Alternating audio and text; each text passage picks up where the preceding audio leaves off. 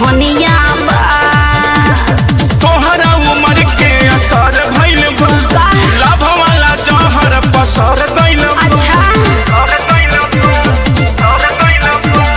तोहरा उमर के असर भइल बा लाभ वाला जहर पसर गइल बा। चोली के लहर ढाहता कहर चोली के लहर ढाहता कहर सुखल जाता होठ जा। अरे डॉक्टर साहब देखिए ना दयावन पानी चढ़ा दी। अरे कौन पानी लहंगा खोले के लोट जा ना लहई डबल के ना, ना, ना। खोले जा लहंगा खोले के अरे हमके लोट डर जा लहई डबल के खोटे जा। अरे ना ये डॉक्टर साहब हम गोली ना खाइले खोटे जा खोटे जा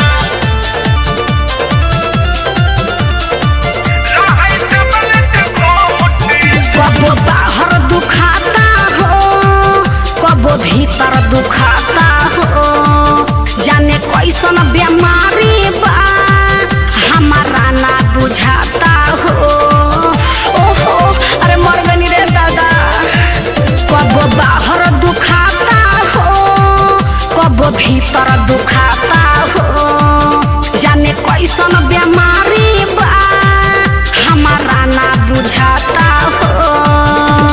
सीनावा पयाला घुमाए ले बेदो ना दादा मानवा के शंका मिटाए ले कौन शंका? बाप रे सीनावा पयाला घुमाए ले बेदो ओहो मानवा के शंका मिटाए ले बेदो।